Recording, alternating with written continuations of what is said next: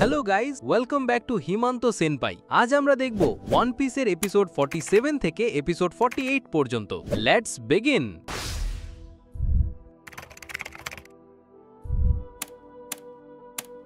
গত এপিসোডে আমরা দেখেছিলাম বাগি এবং অ্যালভেডা একসাথে লুফির ওপর প্রতিশোধ নেবার জন্য জোট বেঁধেছে, কিন্তু বাগির ক্রু তারা কোথায়? আজকের এপিসোডে আমরা দেখব তাদের কি অবস্থা হয়েছে এবং কিভাবে ক্যাপ্টেন বাগি তার দলকে আবার খুঁজে পায়। সো চলুন শুরু করা যাক। এপিসোডের শুরুতে দেখা যায় ক্যাপ্টেন বাগি দূরবীন দিয়ে সমুদ্রের দিকে তাকিয়ে আছে আর ভাবছে, আমার চলে যাওয়ার পর আমার ক্রুর কি হলো। এরপর সিন চলে যায় ফ্ল্যাশব্যাকে। লুফির সাথে লড়াইয়ের পর বাগির ক্রু কোনো মতে সেখান থেকে পালিয়ে গিয়েছিল। তারা ভাবছিল তাদের ক্যাপ্টেন হয়তো আর বেঁচে নেই। তারা কাঁদতে কাঁদতে বলছিল, জানি না ক্যাপ্টেন বাগির কি হলো। আর এভাবেই তারা তাদের ক্যাপ্টেনের অনুপস্থিতিতে নিজেদের যাত্রা শুরু করেছিল। বর্তমান সময় বাগির ক্রু একটা দ্বীপে আশ্রয় নিয়েছে। ক্যাপ্টেন ছাড়া পুরো দলটাই দিশেহারা। কাবাজি বলছিল, সব জোরোর জন্য হয়েছে, ওকে পেলে আমি ছাড়ব না। আর মোজি বলছিল, এসব নামের জন্য হয়েছে। অন্যদিকে গোয়িং মেরিতে জোরো হঠাৎ বলে ওঠে, মনে হচ্ছে কেউ আমার নামে কথা বলছে। লুফি বলে, তুমি এত বিখ্যাত তলোয়ারবাজ, তোমার কথা তো সবাই বলবে। আর নামি বলে, আমি এত সুন্দর, লোকে তো আমার কথা বলবেই। যাই হোক, বাগির দ্বীপে ফিরে আসি। ক্যাপ্টেনের অনুপস্থিতিতে এবার দলের মধ্যে ক্ষমতার লড়াই শুরু হয়ে যায়। মোজি বলে, ক্যাপ্টেন বাগির পর আমি এই দলের ক্যাপ্টেন হওয়ার যোগ্য, কিন্তু কাবাজি এটা মানতে নারাজ। সে বলে, ক্যাপ্টেন আমি হব, কারণ আমি বেশি শক্তিশালী। এরপর দুইজনের মধ্যে এক ধুন্ধুমার লড়াই শুরু হয়ে যায়। সকাল থেকে সন্ধ্যা, সন্ধ্যা থেকে রাত তাদের লড়াই চলতেই থাকে, কিন্তু কেউই হার মানতে রাজি নয়। সবাই যখন ক্লান্ত, তখন মৌজির পোষা সিংহ রিচি একটা স্বপ্ন দেখছিল। স্বপ্নে সে নিজেকে ওই ক্রুর ক্যাপ্টেন হিসেবে দেখে, আর ঘুমের ঘোরেই সে মৌজি আর কাবাজি দুজনকেই এক ঘায়ে হারিয়ে দেয়। আর এভাবেই রিচি হয়ে যায় বাগি পাইরেটসদের নতুন ক্যাপ্টেন। কিন্তু তাদের এই আনন্দ বেশি দিন টেকে না। হঠাৎই সেই দ্বীপে থাকা একদল নরখাদক আদিবাসী তাদের ওপর আক্রমণ করে। বাগি পাইরেটসরা খুব সহজেই হেরে যায় এবং আদিবাসীরা তাদের ধরে নিয়ে গিয়ে রান্না করার প্রস্তুতি নিতে শুরু করে। ঠিক সেই সময় ক্যাপ্টেন বাগি আর আলভিদা সেই দ্বীপের কাছে পৌঁছায়। দ্বীপে নেমেই বাগি দেখে যে তার ক্রু তার নামে একটা কবর বানিয়ে রেখেছে। সে অবাক হয়ে বলে, আমি তো বেঁচে আছি, এসব কে করেছে? সে তার পরাজিত ক্রুকে খুঁজে বের করে এবং তাদের করুণ অবস্থা দেখে। এরপর সে জানতে পারে নরখাদক আদিবাসীদের কথা। বাগি তার চপচপ ফ্রুটের পাওয়ার ব্যবহার করে তার শরীরের হারানো অংশগুলোকে খুঁজে বের করে, যেগুলো আদিবাসীরা রান্না করার জন্য নিয়ে গিয়েছিল। বাগির শরীরটা যখন টুকরো টুকরো হয়ে আবার জোড়া লাগছিল, সেই অদ্ভুত দৃশ্য দেখে সব আদিবাসীরা ভয়ে কাঁপতে শুরু করে। এরপর ক্যাপ্টেন বাগি তার পুরো শক্তির সাথে ফিরে আসে এবং একাই সমস্ত আদিবাসীদের হারিয়ে দেয়। নিজের ক্যাপ্টেনকে ফিরে পেয়ে পুরো ক্রু আনন্দে কাঁদতে শুরু করে। বাগি তখন রাগে চিৎকার করে বলে, এই সব কিছুর জন্য দায়ী স্ট্র হ্যাট লুফি, আমি ওকে ছাড়ব না। এরপর বাগি তার ক্রুকে আলভিদার সাথে পরিচয় করিয়ে দেয় এবং তারা সবাই মিলে লুফিকে খুঁজে বের করে শেষ করে দেওয়ার জন্য নতুন করে যাত্রা শুরু করে। অন্যদিকে গোয়িং মেরি এসে পৌঁছায় লোক টাউনের সামনে। লুফি উত্তেজিত হয়ে বলে, এটা সেই শহর যেখানে গোল্ড রজার জন্মেছিলেন, আর এখানেই তাকে ফাঁসি দেওয়া হয়েছিল।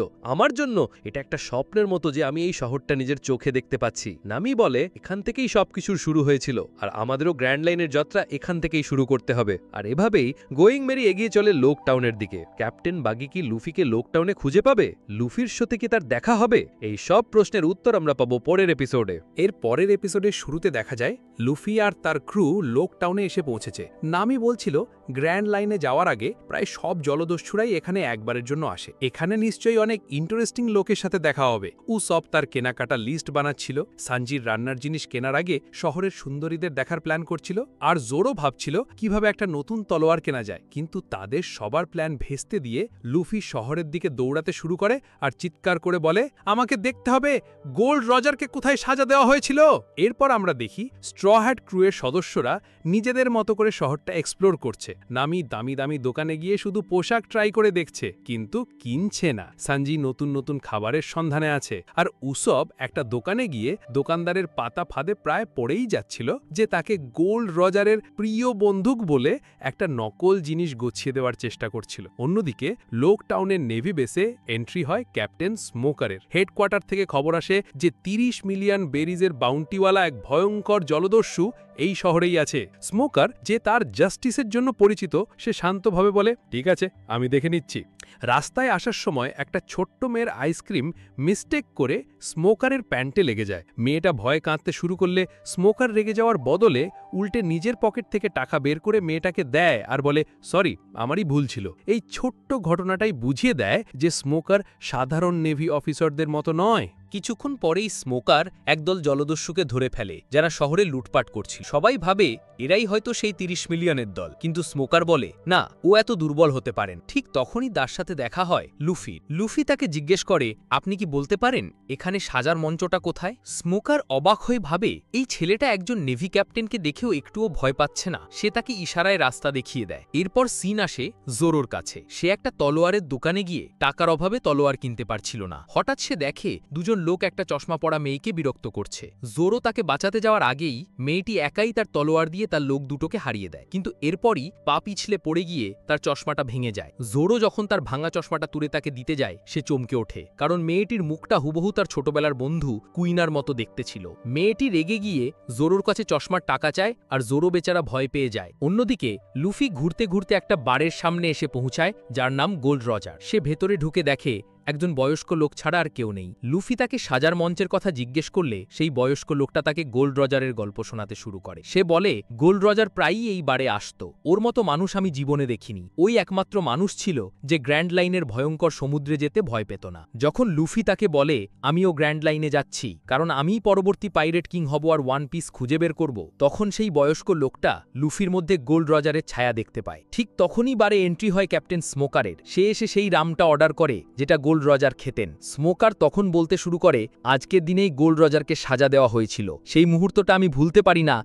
কারণ আমি নিজের চোখে সবটা দেখেছিলাম। এরপর শুরু হয় সেই ঐতিহাসিক ফ্ল্যাশব্যাক। স্মোকার বলতে থাকে, গোল্ড রজারকে যখন সাজার মঞ্চের দিকে নিয়ে যাওয়া হচ্ছিল, তার চোখে কোনো ভয় ছিল না, সে হাসছিল। মৃত্যু সামনে জেনেও একজন মানুষ কিভাবে হাসতে পারে তা দেখে সবাই অবাক হয়ে গিয়েছিল। হঠাৎ ভিড়ের মধ্যে থেকে একজন চিৎকার করে জিজ্ঞেস করে, পাইরেট কিং, তুমি তোমার সব খাজানা কোথায় লুকিয়ে রেখেছ? এই কথা শুনে গোল্ড রজার জোরে জোরে হাসতে শুরু করেন আর বলেন, তোমরা আমার খাজানা চাও, তাহলে গিয়ে খুঁজে নাও, আমি সবকিছু এক জায়গায় লুকিয়ে রেখে এসেছি। আর এই কথা বলার পরেই দুটো তলোয়ার তার বুকে গেঁথে যায়। সেদিন গোল্ড রজার মারা গিয়েছিল ঠিকই, কিন্তু যাওয়ার আগে সে সারা দুনিয়ার মানুষের মনে একটা স্বপ্নের আগুন লাগিয়ে দিয়ে গিয়েছিল। এই সব কথা বলার সময় একজন নেভি অফিসার এসে স্মোকারকে লুফির ওয়ান্টেড পোস্টারটা দেয়, যেটা সে ভুলে ফেলে এসেছিল। আর পোস্টারটা দেখা মাত্রই স্মোকার চমকে ওঠে। সে বলে, তাহলে এই হলো মাঙ্কি ডি লুফি, ভাগ্য কি অদ্ভুত খেলা খেলছে। এই ছেলেটার সাথেই তো আমার কিছুক্ষণ আগে দেখা হলো। আর এই এপিসোডের শেষে দেখা যায় লুফি সেই সাজার মঞ্চের সামনে দাঁড়িয়ে আছে যেখানে গোল্ড রজারের মৃত্যু হয়েছিল, আর পেছন থেকে ক্যাপ্টেন স্মোকার তাকে ধরার জন্য এগিয়ে আসছে। গোল্ড রজারের গল্প আপনাদের কেমন লাগলো অবশ্যই কমেন্ট সেকশনে জানাবেন। আনটিল দেন দেখা হবে পরের ভিডিওতে।